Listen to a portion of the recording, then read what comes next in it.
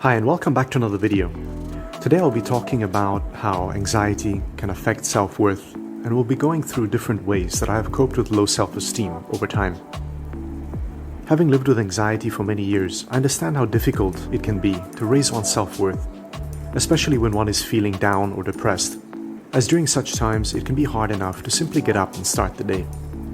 During depression, for example, my body's natural response is to go into a state of lethargy, which, from a scientific point of view, is caused by a decrease in the body's production of chemicals such as dopamine and serotonin.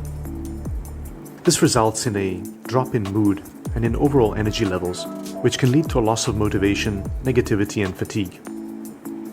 Whenever I'm feeling down and depressed, for example, I tend to start feeling sluggish and lethargic to the point of needing to sleep, which is my body's natural way of coping with anxiety and depression. Through sleep, I find it easier to switch off from whatever may be bothering me, with the added benefit of being able to rest for a while. In fact, over the years, I've relied on sleep as a good way to cope while re-energizing and rebooting my body and mind, while also making sure that I don't do this too often, as it would quickly result in laziness, which can be counterproductive when building up self-esteem.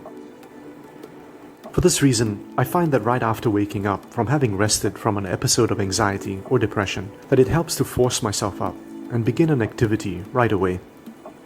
I usually do this by starting off with something easy, such as by tidying up and then plan what I would have for my next meal.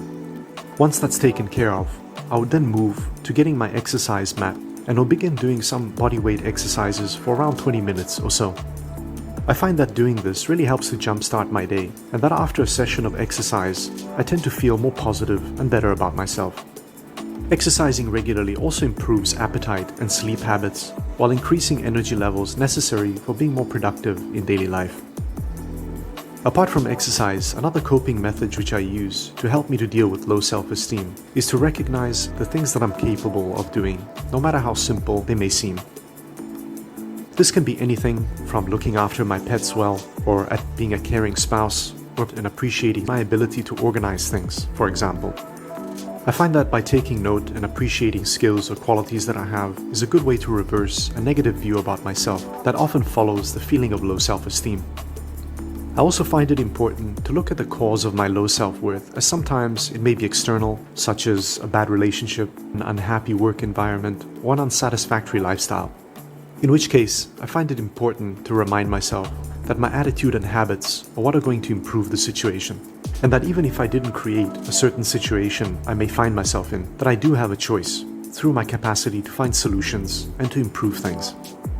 Over the years, I found it valuable to look at various difficulties that I've undergone as objectively as possible, which has helped me to broaden my mind and to look at a situation from different points of views. However, life can be complicated, and there are times when we may need the input and support of somebody else, in which case it might be helpful to reach out and consider seeking advice from a trusted family member or from a qualified professional, such as a counselor or psychologist. And if you happen to know anyone who might be struggling with low self-worth, please remember that kindness and understanding can go a long way. This brings me to the end of this video. Next time, I'll be talking about how anxiety can create avoidance, and we'll be going through ways of coping with this. Until then, thank you for watching, and see you next time.